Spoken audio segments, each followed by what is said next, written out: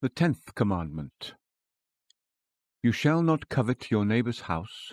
You shall not covet your neighbour's wife, or his male servant, or his female servant, or his ox, or his donkey, or anything that belongs to your neighbour. Exodus 20:17.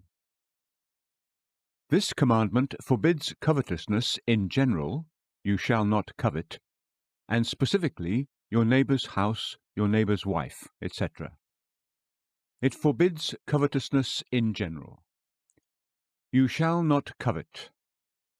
It is lawful to use the world and to desire as much of it as may keep us from the temptation of poverty. Keep deception and lies far from me. Give me neither poverty nor riches. Feed me with the food that is my portion, that I not be full and deny you, and say, Who is the Lord? Or that I not be in want and steal, and profane the name of my God. Proverbs 30:8-9. It is good to seek those things that will enable us to honour God with works of mercy. Honour the Lord from your wealth. Proverbs 3:9. The danger is when the world gets into the heart. Water is useful for sailing a ship, but the danger is when the water gets into the ship. The danger regarding the world is when the world gets into the heart. You shall not covet. What does it mean to covet? There are two words in the Greek that set forth the nature of covetousness. Pleonexia signifies an insatiable desire of getting the world. Covetousness is a dry disease. Augustine defines covetousness as to desire more than enough. It is to desire a great estate and to be like the daughter of the leech who cries, Give, give. Proverbs 30:15.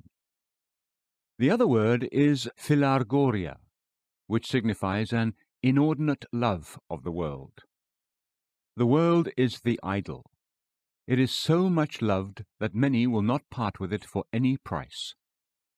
One who is covetous not only gets the world unrighteously, but who loves it inordinately.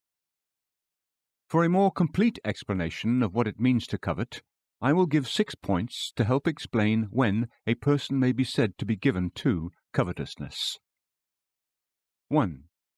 A person is given to covetousness when his thoughts are wholly taken up with the world. A godly man's thoughts are in heaven. He is thinking about Christ's love and eternal recompense. When I am awake, I am still with you. Psalm 139:18. That is, the person is still thinking about the things of God. A covetous man's thoughts are in the world. His mind is wholly taken up with it. He can think of nothing but his business or farm. Most of the thoughts in a covetous person's mind are worldly. He is always plotting and projecting about worldly things, like a young woman whose thoughts all centre upon the young man whom she loves. His mind is on earthly things. Philippians 3:19. 2. A person is given to covetousness when he takes more effort to gain the world than to gain heaven. He will turn every stone, give up sleep, and take many weary steps for the world, but he will take no effort for Christ or heaven. After the Gauls, an ancient people of France, had tasted the sweet wine of the Italian grape, they inquired after the country, never resting until they had arrived there. In the same way, a covetous person, having had a taste of the world, pursues after it, never resting until he has got it, but he neglects the things of eternity. He would be content if salvation were to drop into his mouth as a ripe fig drops into the eater's mouth. Nahum 3:12. But he is unwilling to put himself to too much sweat or trouble to obtain Christ or salvation. He hunts for the world, but he only wishes for heaven. 3. A person is given to covetousness when all his conversation is about the world. He who is of the earth is from the earth and speaks of the earth. John 3:31. It is a sign of godliness to be speaking of heaven. and to have the tongue tuned to the language of Canaan. Words from the mouth of a wise man are gracious. Ecclesiastes 10:12. He speaks as if he had already been in heaven. So it is a sign of a covetous person to always speak of secular things, of his possessions and business and entertainment. A covetous man's breath, like a dying man's, smells strong of the earth. As it was said to Peter that his speech betrays him, Matthew 26:73, so a covetous person's speech betrays him. He is like the fish in the gospel that had a piece of money in its mouth, Matthew 17:27. Words are the mirror of the heart. They show what is within. The good man out of the good treasure of his heart brings forth what is good, and the evil man out of the evil treasure brings forth what is evil, for his mouth speaks from that which fills his heart. Luke 6:45. 4. A person is given to covetousness when he so sets his heart upon worldly things that he will part with heaven for the love of them. For the bar of gold, Joshua 7:24, he will part with the pearl of great value, Matthew 13:46. When Christ said to the young man in the Gospel, "Go and sell your possessions and give to the poor, and you will have treasure in heaven, and come, follow me," the young man went away grieving, Matthew 19:21-22. He would rather part with Jesus than with all his earthly possessions. Cardinal Bourbon said that he would give up his part in paradise if he could keep his cardinalship in Paris.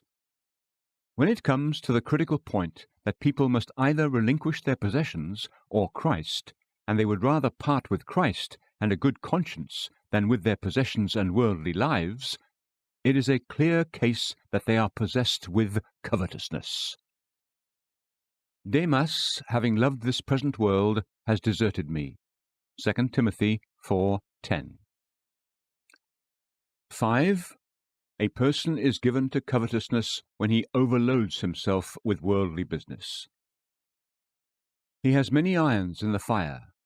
He is so busy with his work that he cannot find time to serve God. He hardly has time to eat his food, but he has no time to pray. When a person is overly busy with the world, and as Martha is distracted from the things of God by many other things, so that he does not have time for his soul, he is under the power of covetousness. Luke 10:40. And 6.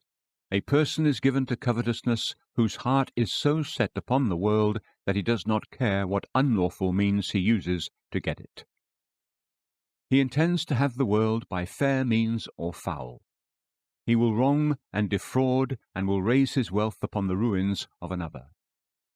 A merchant in whose hands are false balances he loves to oppress. And Ephraim said, "Surely I have become rich, I have found wealth for myself." Hosea 12:7-8. Pope Sylvester II sold his soul to the devil to become the Pope. Application. Beware and be on your guard against every form of greed. Luke 12:15.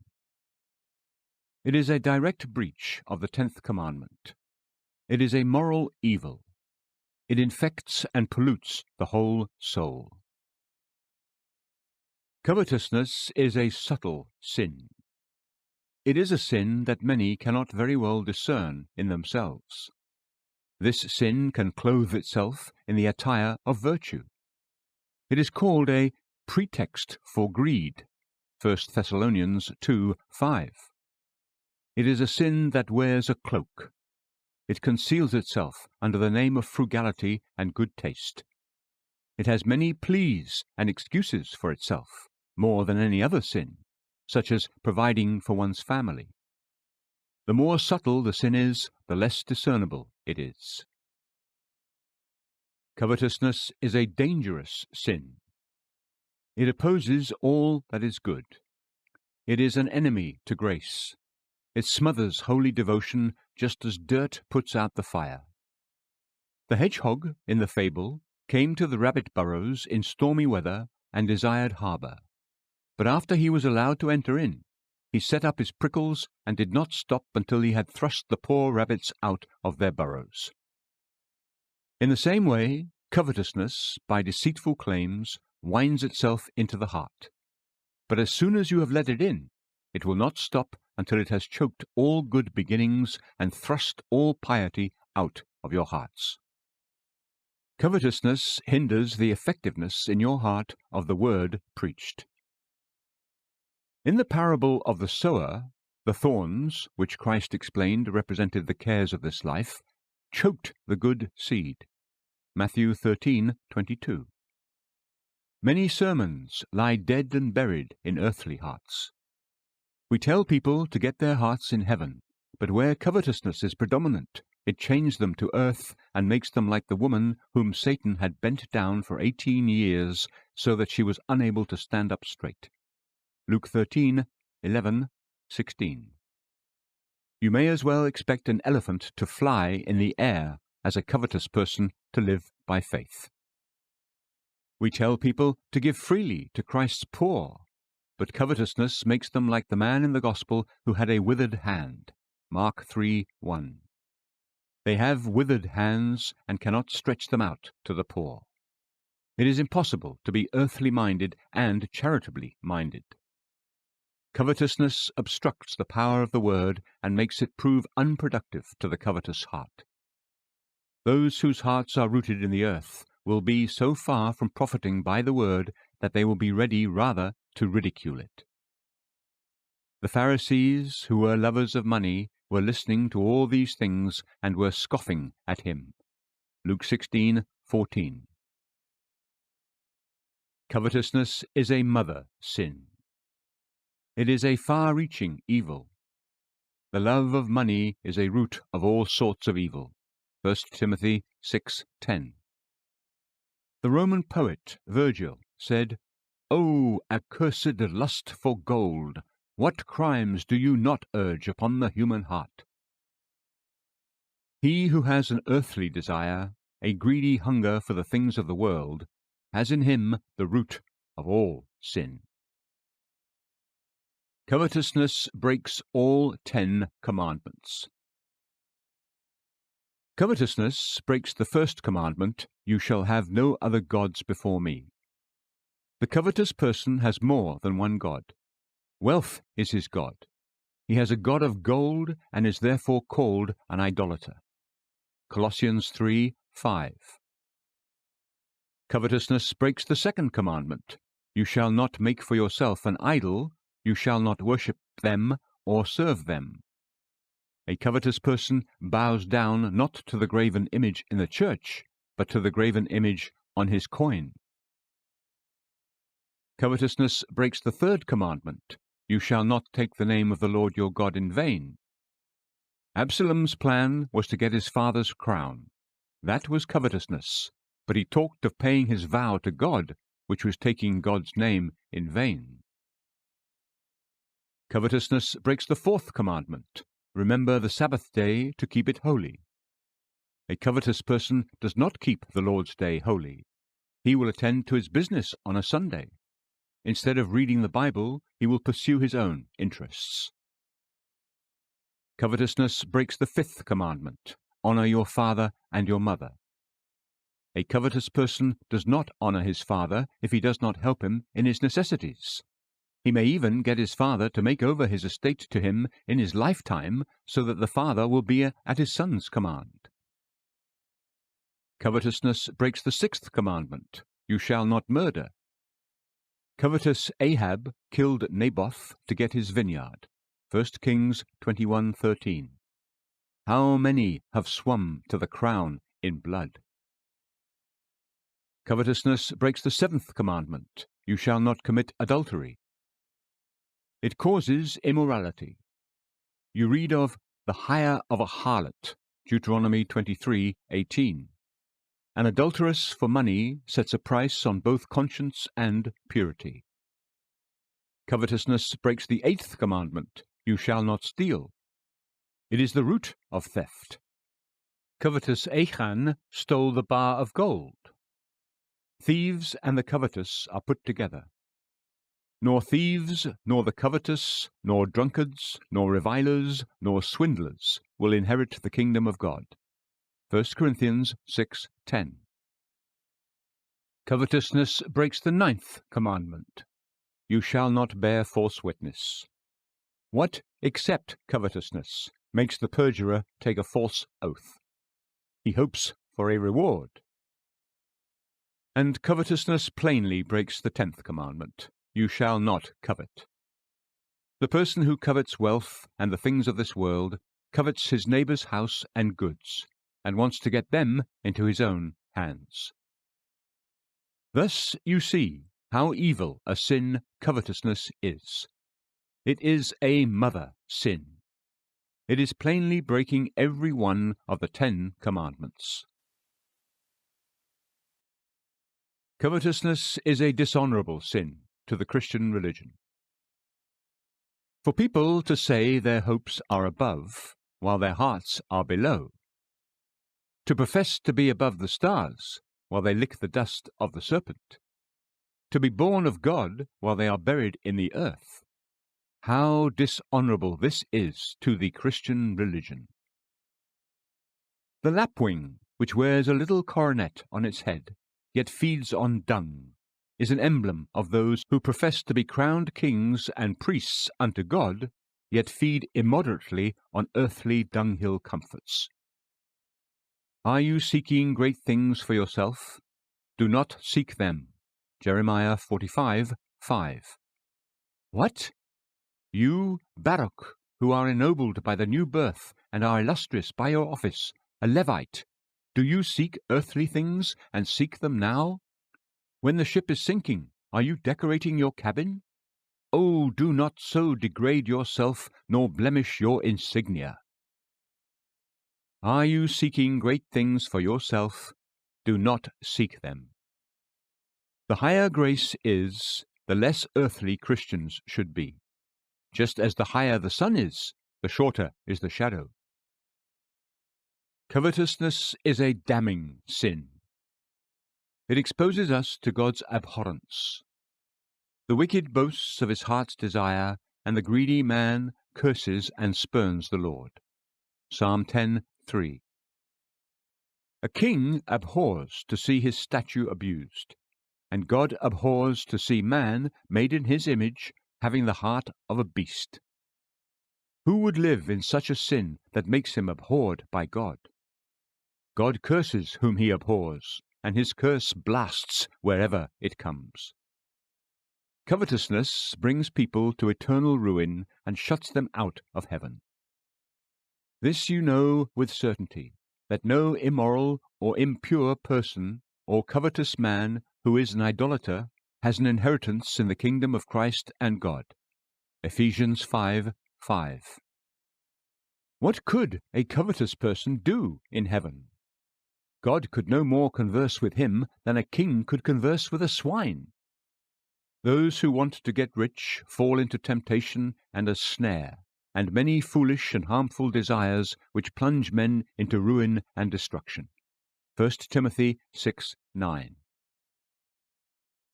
A covetous person is like a bee that gets into a barrel of honey and there drowns itself. As a passenger ship owner who tries to increase his profit by taking in too many passengers and thus sinks his boat, so a covetous person takes in so much gold to increase his wealth that he drowns himself in damnation. I have read of some inhabitants near Athens who lived in a very dry and barren island. They took much effort to direct a river to the island, to water it and make it fruitful. But when they had opened the passages and brought the river to it, the water broke in with such force that it drowned the land and all the people in it. This is a picture of a covetous man who labors to draw riches to himself, and at last they come in such abundance that they drown him in destruction. How many people, to build up an estate, pull down their souls? Oh, then flee from covetousness. What is the cure for this covetousness? The first remedy is faith. This is the victory that has overcome the world, our faith. 1 John 5:4. The root of covetousness is distrust of God's providence. Faith believes that God will provide, that he who feeds the birds will feed his children, that he who clothes the lilies will clothe his lambs, and thus faith overcomes the world. Faith is the cure for covetousness and discontent. Faith not only purifies the heart, but satisfies it. It makes God our portion, and in him we have enough. The Lord is the portion of my inheritance and my cup. You support my lot. The lines have fallen to me in pleasant places. Indeed, my heritage is beautiful to me. Psalm 16, 5-6. Faith, by a divine chemistry, extracts comfort out of God. A little with God is sweet. Thus, faith is a remedy against covetousness. It overcomes not only the fear of the world, but it also overcomes love for the world. The second remedy is wise and thoughtful consideration. 1. What disappointing things these earthly things are that we should covet them. They are far below the worth of the soul, which carries in it a likeness of God. The world is the workmanship of God, but the soul is his image. We covet that which will not satisfy us. He who loves money will not be satisfied with money, nor he who loves abundance with its income. Ecclesiastes 5:10. Solomon had put everything of the world on a scale, and considered its worth, and he concluded that all was vanity. Ecclesiastes 2:11. A person with edema craves more water the more he drinks. In the same way, the more a covetous person has of the world, the more he thirsts. Worldly things cannot remove trouble of mind. When King Saul was troubled in conscience, his crown jewels could not comfort him. 1 Samuel 28:15. The things of the world can no more ease a troubled spirit than a gold hat can cure a headache. The things of the world will not remain with you. The creature has a little honey in its mouth, but it has wings to fly away. Earthly things either leave us, or we leave them. What inadequate things are they to covet? 2. The second consideration is the framework and appearance of the body. God has made the face look upward towards heaven. The Roman poet Ovid wrote, "He gave man an uplifted face, with the order to gaze up to heaven." Anatomists observe that whereas other creatures have but 4 muscles to their eyes, man has a 5th muscle, by which he is able to look up to heaven. As for the heart, it is made narrow and contracted downward, but wide and broad upward. The frame and form of the body teaches us to look to things above, and the soul is especially planted in the body as a divine spark to ascend upward. Can it be thought that God gave us intellectual and immortal souls to covet earthly things only? What wise man would fish for fish with hooks made of gold? Did God give us glorious souls only to have us fish for the world? Our souls are certainly made for a higher purpose, to aspire after the enjoyment of God in glory. 3. The third consideration is the examples of those who have been despisers of the world. The early Christians were not like the world, but were wholly taken up in communion with God. They lived in the world, yet above the world. They were like the birds of paradise that soar above in the air and seldom touch the earth with their feet. Luther says that he was never tempted to the sin of covetousness. Though the saints of old lived in the world, they operated in heaven. Our citizenship is in heaven. Philippians 3:20. The Greek word for citizenship signifies that our commerce or traffic is in heaven. Enoch walked with God. Genesis 5:24. His devotion was marvelous. He walked close to heaven every day. The righteous are compared to a palm tree. Psalm 92:12. Philo observes that whereas all other trees have their sap in their root, the sap of the palm tree is toward the top. Thus it is a symbol of saints, whose hearts are in heaven where their treasure is.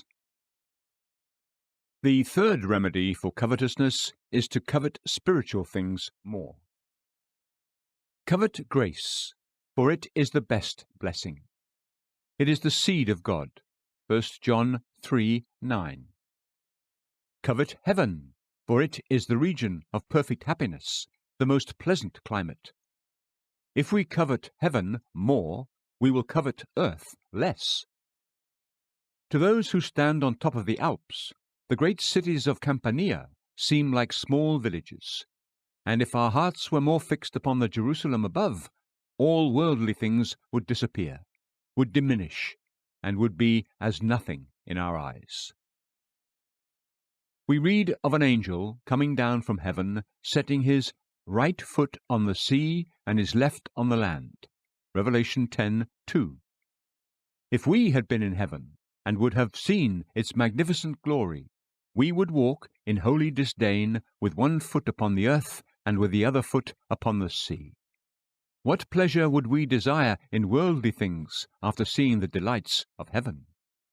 Oh, covet after heavenly things. There is the tree of life, the mountains of spices, the rivers of pleasure, the droppings from the honeycomb of God's love, the delights of angels, and the flower of joy, fully in bloom. There is the pure air to breathe in. No fogs or vapours of sin arise to infect that air, but the sun of righteousness enlightens the whole horizon continually with his glorious beams. Let your thoughts and delights be always taken up with the city of pearls, the paradise of God. It is reported of Lazarus that after he was raised from the grave, he was never seen to take delight in the things of the world. If our hearts were raised up to heaven by the power of the Holy Spirit, we would not be much absorbed with earthly things. The fourth remedy is to pray for a heavenly mind. Lord, let your Spirit draw my heart upward. Lord, dig the earth out of my heart. Teach me how to possess the world and how not to love it. Teach me how to hold it in my hand, but not let it get into my heart. The 10th commandment forbids covetousness in general, yet also forbids it more specifically. You shall not covet your neighbour's house, you shall not covet your neighbour's wife, etc. Observe the holiness and perfection of God's law, which forbids the first motions and stirrings of sin in the heart. The laws of men deal with actions, but the law of God goes further. It not only forbids sinful actions, but it also forbids sinful desires. You shall not covet your neighbour's house.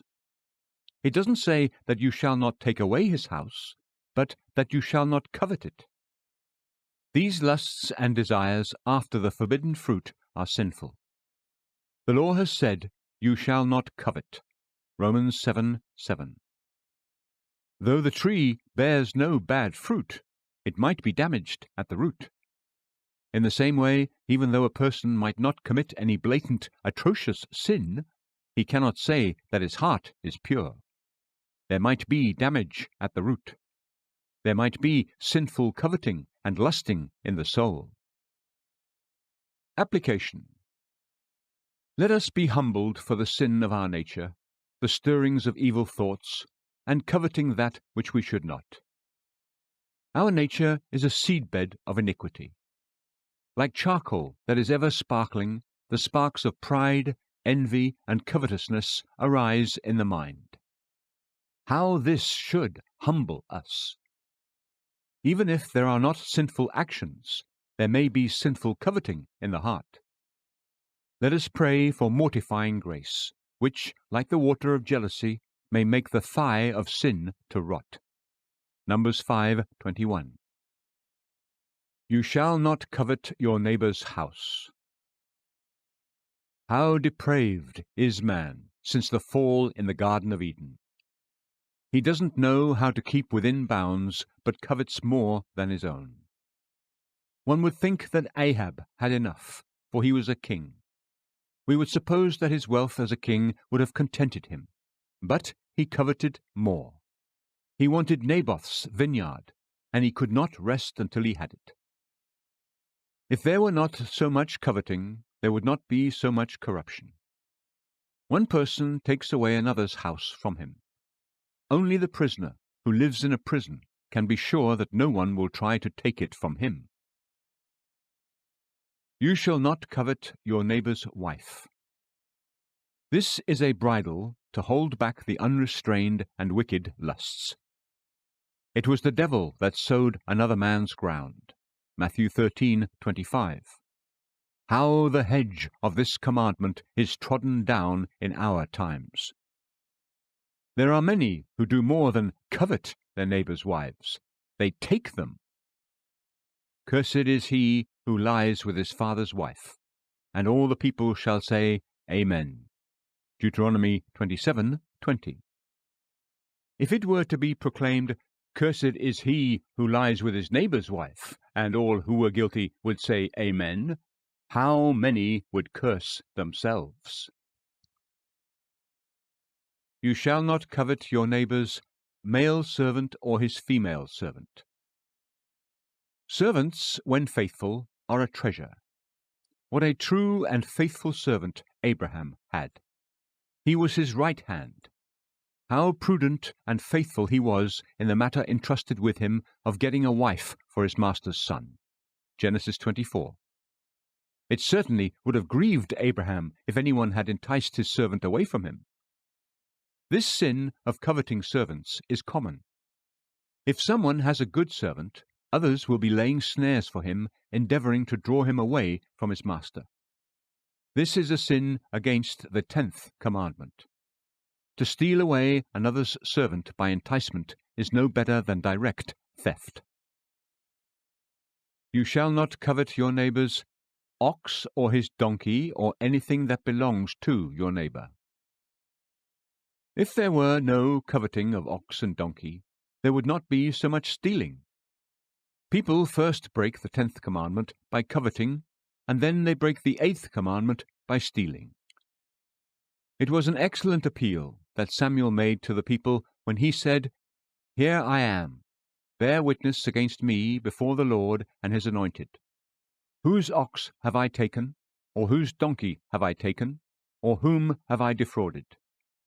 Whom have I oppressed, or from whose hand have I taken a bribe to blind my eyes with it? I will restore it to you.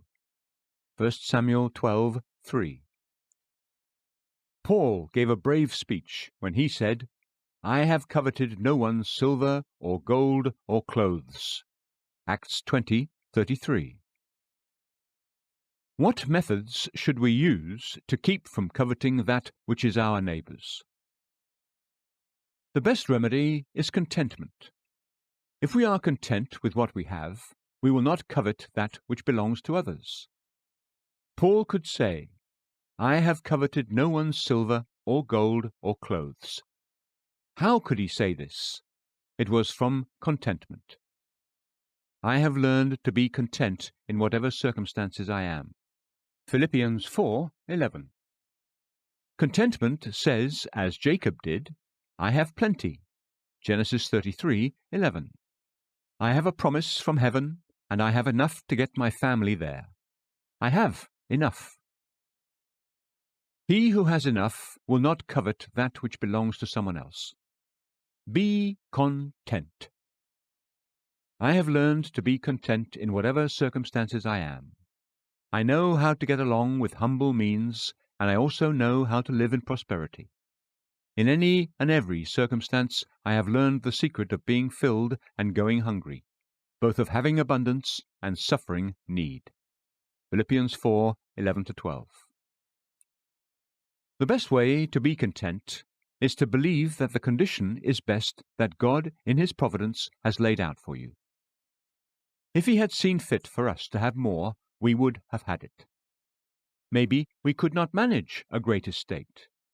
It is hard to carry a full cup without spilling anything, and it is difficult to manage a full estate without sinning. Great wealth may be a snare.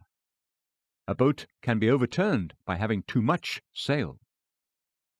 Believing that condition to be best that God appoints for us makes us content, and being content, we will not covet that which belongs to someone else. The way to be content with the things that we have, and not to covet that which belongs to others, is to consider that the less we have, the less we will have to give account for at the last day. Every person is a steward and must be accountable to God.